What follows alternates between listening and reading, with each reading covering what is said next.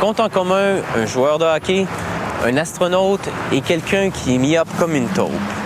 Eh bien, ils peuvent tous bénéficier d'une matière révolutionnaire, le polycarbonate. C'est lui qui évite aux hockeyeurs de recevoir des rondelles en plein visage.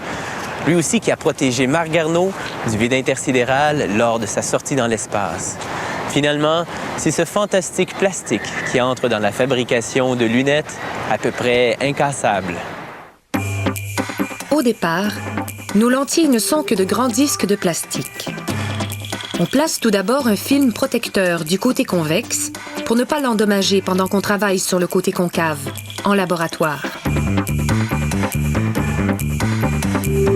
À l'aide d'un numériseur, les techniciens extraient de l'ordinateur central l'ordonnance du client. Ensuite, ils font chauffer un mélange de 7 métaux à 50 degrés Celsius. Un degré de plus ferait fondre le disque au contact. Avec ce métal fondu, ils moulent une molette qui permettra de monter le disque sur une machine afin de le travailler. À ce moment, les robots prennent la relève. Lorsque le plateau et les disques arrivent, la fraiseuse lit les renseignements de l'ordonnance, puis elle refaçonne le plastique en conséquence.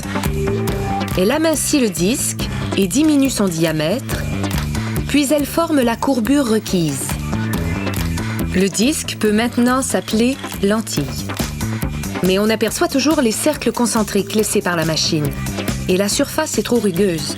Le travail ne fait donc que commencer. On polit la lentille avec du papier abrasif sous une eau chauffée à 19 degrés Celsius, très exactement. La température de l'eau doit être constante, sinon la lentille se déformera. Maintenant que la lentille est parfaitement formée, les techniciens enlèvent la molette de métal et détachent le film protecteur de l'autre côté.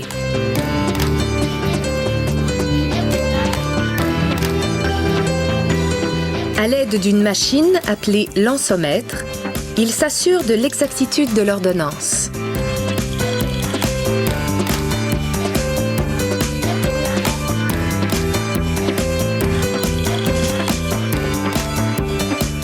Les lentilles subissent ensuite un nettoyage chimique en 15 étapes, puis recevront la couche de vernis qui les rendra résistantes aux égratignures.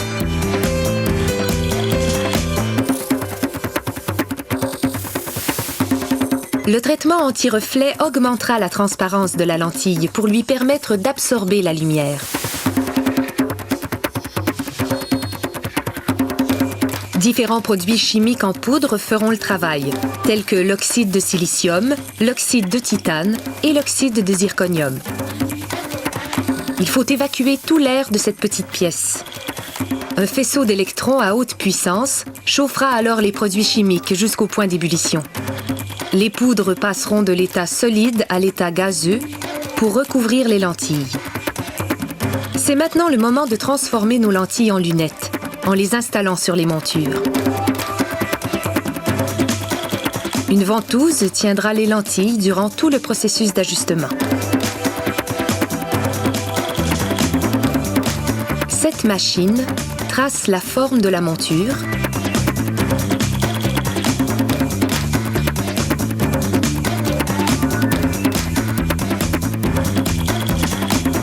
puis coupe les lentilles selon cette forme.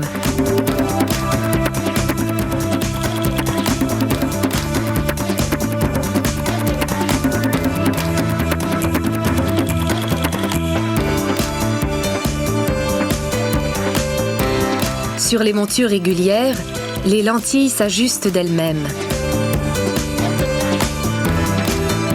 Avec les montures de métal ultra léger, on doit tout d'abord percer des trous à travers les lentilles.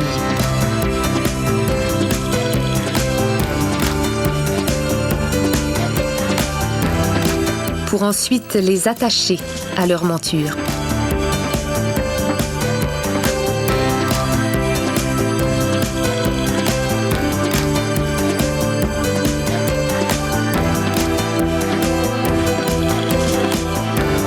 En tout, il aura fallu seulement 3 jours pour faire subir cette radicale transformation à notre banal disque de plastique.